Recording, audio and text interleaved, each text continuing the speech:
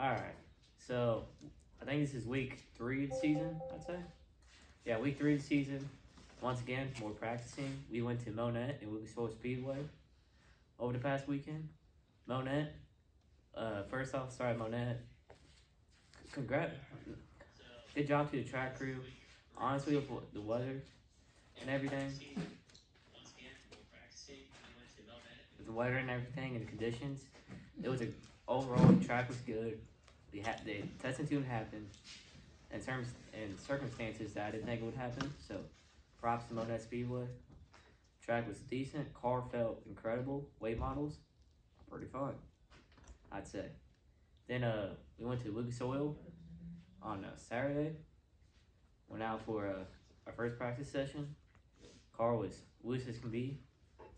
Then we came back in, made some adjustments. Then Mother Nature said we're done and started raining. So overall, not a bad weekend. They didn't tear nothing up. We did rock some tires, but that just happens. But overall, not a bad weekend. So yeah, all in all, not bad. As good as practice can get, I guess. Now, if you guys haven't noticed beside me, there's an empty chair beside me. This week's guest is our sponsor, Top Limb Tree Service, is Mr. Toby Sherrill. Yeah.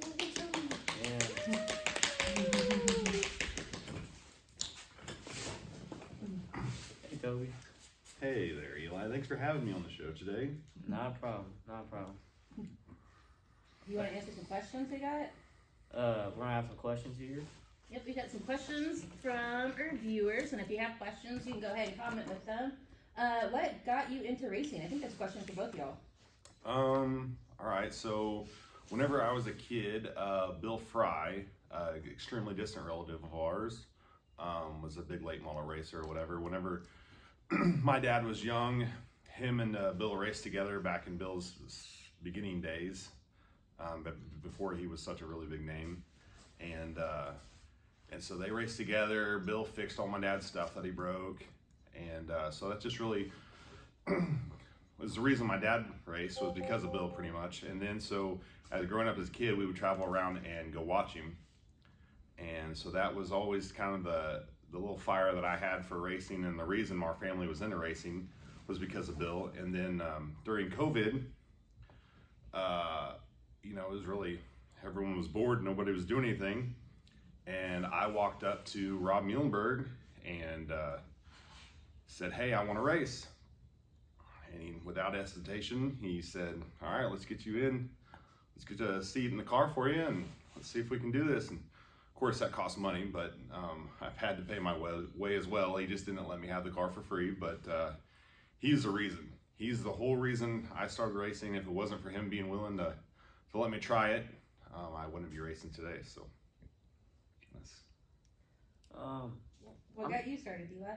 I'm sure I probably answered this question like 3 times already, Maybe. but I'll say it again.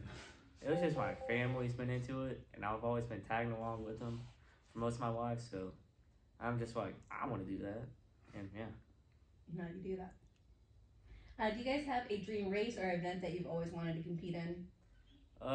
Honestly, I don't got events or really just tracks I want to race at. But one event is probably the Prairie Dirt Classic at Fairbury. It just seems so cool. I'd really like to go there. Toby, do you have anything that if you could race anything? Really just a national event. I mean, this year with the Legends, they're talking about the Legends Nationals is going to be in North Dakota, I believe. We were really shooting for it to be at Springfield this year. That would have been awesome. I think the turnout would have been great. Springfield or Lucas. Last year we were supposed to hopefully race the USRA Nationals in the B mod, but things have changed and we didn't make it. So racing the Nationals this year I think would be really cool.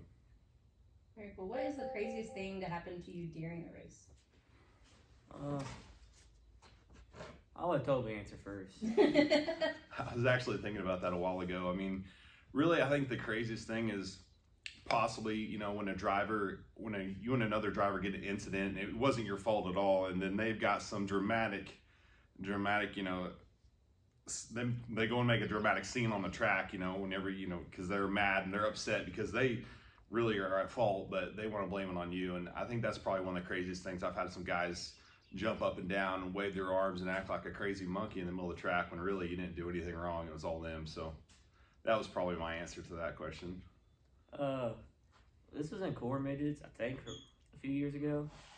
I don't know if it was like hot laps or something, but I remember I clipped a cone on the track and the cone landed in my lap.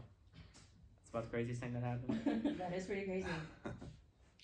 Alright, do you have a favorite track that you like to race at? And why? Why would that be your favorite track? Well, there's a lot of great tracks in this area, but Springfield is just really fast and hard on the gas. And my car is always good there, it seems like, most of the time. So it's just pretty fun.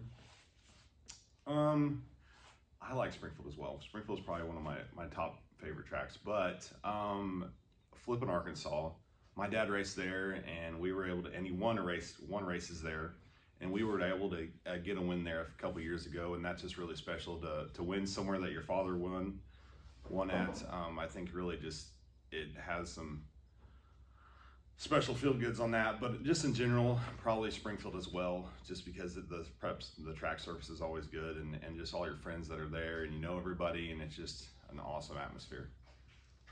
Awesome. I think we have some questions about Top Limb. How long has Top Limb been in business? So we started Top Limb in 2017.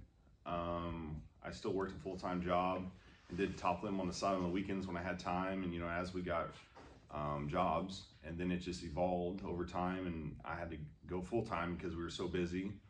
And now we're super fortunate. We've got 4 employees and a ton of equipment. We're based out of Sparta here. We got a shop, and we're real fortunate to have all the loyal customers that we have, for sure. What services does Top Limb offer? So we do everything for trees, as far as anywhere from pruning to trimming up from your house to removals to stump grinding, just really anything that's anything tree related as far as cutting on them. We unfortunately don't offer any health injections or anything like that, but as far as removing the trees, we can take care of it, whether it's trimming, pruning, or full removals. Awesome. What's the strangest or most unexpected thing that you have found on the job?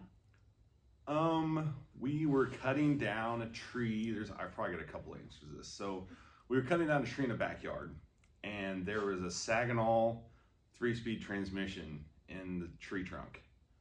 Somebody obviously left it there, years ago, and transmission that we're using today still in racing in the pure stock class. So that was probably one of the wildest things.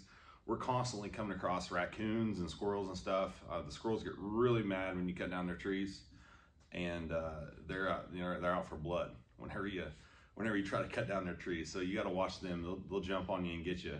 But yeah, probably the transmission. But it's pretty consistent that you find squirrels or raccoons, etc., in the trees, which is pretty unnerving. Whenever you're trying to cut it down, they're trying to jump on you. So. What's the best way for someone to get in contact with Top Limb if they need a tree removed? So we have a Facebook page, obviously, but also we have toplimbtree.com, and just text message or phone call 417-880-7867, 24 hours a day. That gets a hold of me, that goes directly to me, and you should get some immediate response from me. Awesome. And then, do you have any more questions? Oh, here. So we will travel. I mean, within pretty much an hour of Ozark. We go down south all the way to Lampe. We've been all the way as far as Joplin. Depending on the job. Like obviously, I cannot come to Joplin for a $200 stump grind job, but we will travel at least an hour, even up to an hour and a half, depending on the size of the job. It all depends on the job. I mean, we'll get a motel if we have to, if the job's long enough. That's really just varies, You have any other questions? Oh, I think that's all the questions we have. Eli, what do you got coming up this next week? This weekend will be our first race in our late model, Lucas Oil Speedway, the Ford State Late Model Series. Really looking forward to that and seeing what we can do. And yeah, guess see you guys next week. And thank you, Toby, for being out here. Not a problem. Glad to do it. See you next week.